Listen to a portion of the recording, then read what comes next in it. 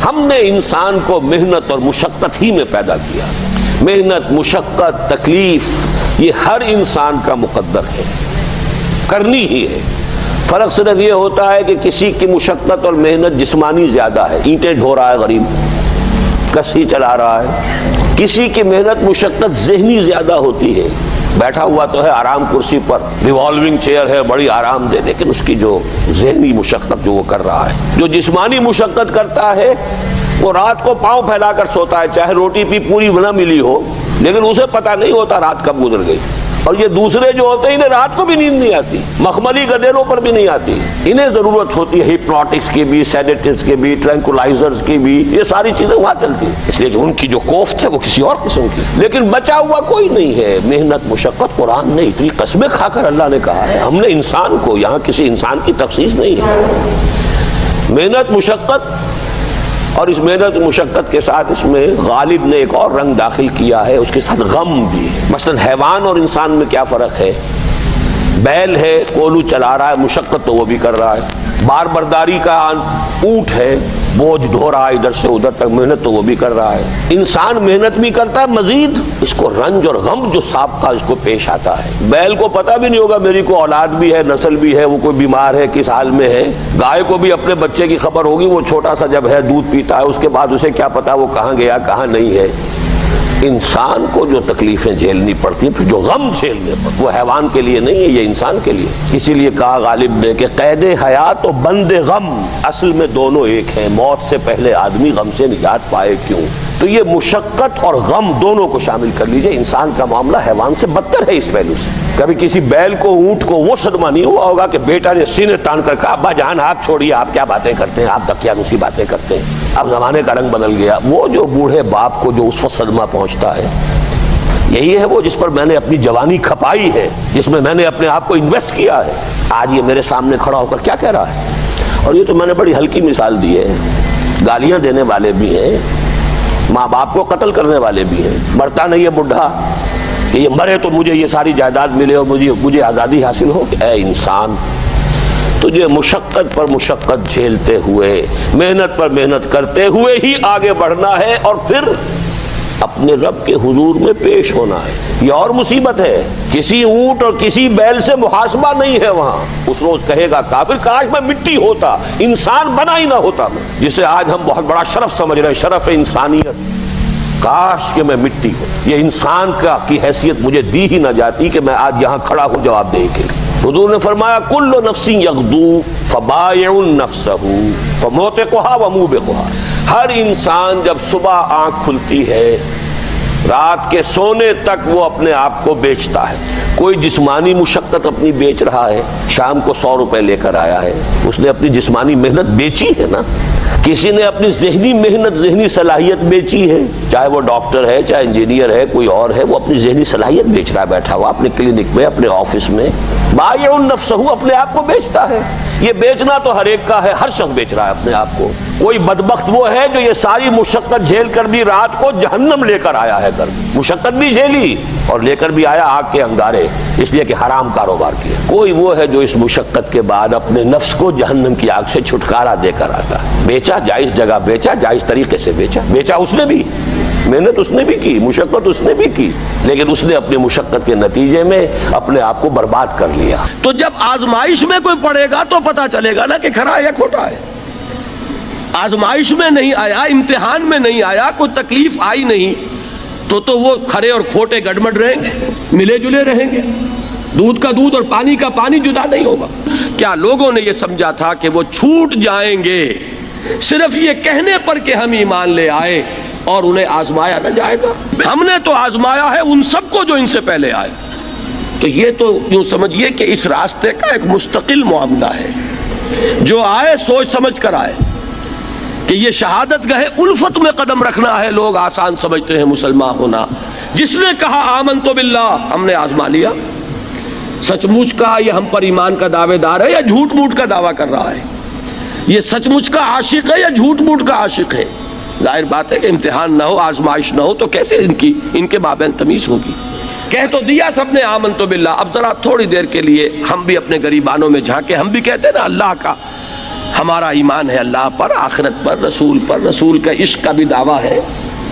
اور جب نعتیں ہم سنتے ہیں تو بڑے جھومتے ہیں، لیکن یہ کہ واقعتاً آدمی جھانکے اپنے قلب کی گہرائیوں میں کہ یہ ہم کتنے کچھ سچے ہیں اپنے اس دعویٰ ایمان.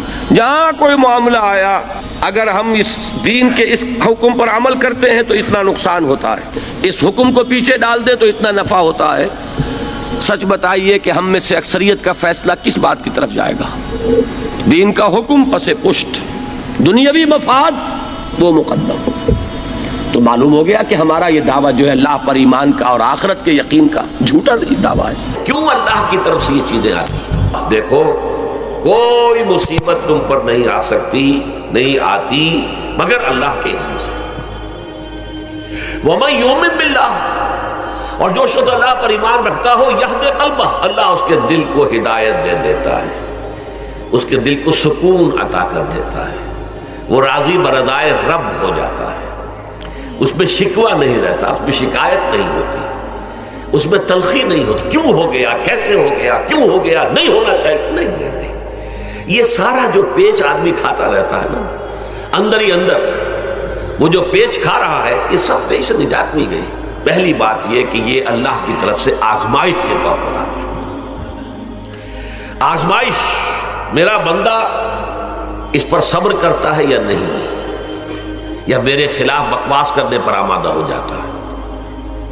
اللہ تو ایسا ہے، اللہ نے تو ہم پر کبھی کرم کیا ہی نہیں ہے، اللہ تو ظالم، معاذ اللہ معاذ اللہ معاذ اللہ. کہیں ایسا تو نہیں، میرا بندہ جو ہے تکلیف کو جھیلتا ہے میری وجہ سے، یہ سمجھ کے کہ اللہ کی طرف سے آئی.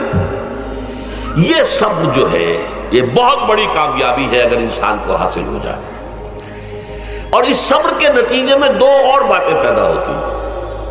یہ مضامین علیحدہ علیحدہ دروس کے اندر آتے رہے ہیں، لیکن آج ایک نئے عنوان کے تحت جمع ہو کر آ رہے ہیں. پہلی بات یہ ہوتی ہے کہ یہ امتحان کا نتیجہ کیا نکلتا ہے کہ آپ نے ایک امتحان پاس کیا تو آپ کے اگلے درجے میں ترقی ہو جاتی ہے. 5ویں کا امتحان پاس کر لیا نا تو 6ٹھی میں جائیں گے. اب 6ٹھی کا امتحان پاس کریں گے تو 7ویں میں جائیں گے. 7ویں کا پاس کریں گے تو 8ویں میں. درجہ بدرجہ انسان کی دینی، ایمانی اور روحانی ترقی کا ذریعہ یہ آزمائش میں. جتنا اس میں صبر ہوگا، جتنا اس میں تسلیم و رضا جو ہے آپ حاصل کرتے جائیں گے تو آپ کے درجے بلند ہوتے چلے جائیں گے. آپ کا امتحان کڑے سے کڑا آئے گا، بڑے سے بڑا آئے گا، مشکل سے مشکل تر آئے گا. ایک وقت میں ایم اے کا امتحان بھی آپ کو دینا ہوگا. ایک وقت میں ہو سکتا ہے پی ایچ ڈی کے لیے تھیسس آپ لکھیں، پھر اس کے اوپر جو ہے ٹیم بیٹھی ہوئی اور آپ سے وہ بحث کرے، جرا کرے آپ سے، وہ بھی کرنا ہوگا. لیکن یہ کہ اگر پرائمری ہی میں فیل ہو گئے تو اس کا سوال ہی پیدا نہیں ہوتا کہ کبھی آپ ایم اے کا یا پی ایچ ڈی کا تھیسس بھی لکھیں. اور اسی کو دوسرے انداز میں کہا گیا ہے قرآن مجید میں، وَلِيُبْلِيَ الْمُؤْمِنِينَ مِنْهُ بَلَاءً حَسَنًا. اصل میں ابلا کہتے ہیں، بلا یبلو جو ہے عربی زبان میں آتا ہے آزمانا. خلق الموت والحیات لیبلوکم ایکم احسن عملا. یہی معنی ابتلا کے میں، ابتلا یبتلی آزمانا. ابلا یبلی جو آتا ہے باب افعال سے، اس میں آتا ہے کسی کو کسی تکلیف میں ڈال کر اس کو نکھارنا، کہ اس کا جوہر نکھر جائے، اس کے اندر جو خیر ہے وہ اور چمک جائے، لوگوں کو بھی معلوم ہو جائے کہ یہ شخص اس مقام کا اہل ہے، اس کے اندر یہ صلاحیت ہے، اس میں یہ قوت موجود ہے. تو یہ گویا کہ اہل ایمان کی صلاحیتوں کو نکھارنے کے لیے اور ان کے درجات کی ترقی کے لیے بھی اللہ تعالیٰ دنیا کے اندر یہ مصیبتیں اور امتحانات جو ہیں آزمائش کے حوالے سے افراد پر بھی اجتماعی طور پر ملاتا ہے. اور ایک اس کا اور بھی ہے، اہل ایمان پر اس طرح کی ابتلا و آزمائش کی ایک نوعیت اور بھی ہے، اور وہ یہ ہے کہ جو بھی آپ سے غیر ارادی طور پر یا یہ کہ آپ نے کوئی گناہ ارادی طور پر بھی کر لیا، اللہ تعالیٰ اس کی سزا اسی دنیا میں دے کر آخرت کی سزا سے محفوظ کر دیتا. گویا کہ اس سے بڑا خیر کیا ہوگا؟ یہاں کی سزا کیا ہے؟ جھیل لی آپ نے، بخار آ گیا، ٹانگ ٹوٹ گئی، چلیے 3 مہینے آپ بستر پر پڑے رہے نا، اور کیا ہوا؟ کچھ نہیں. لیکن یہ کہ آخرت کی سزا ملتی ہے بہت عظیم ہوتی ہے.